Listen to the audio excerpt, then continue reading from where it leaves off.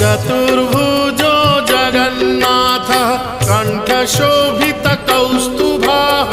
पद्मनाभो देवागर्भश्चन्द्रसूर्यविलोकनः जगन्नाथो लोकनाथो नीलाद्रीशः परो हरिः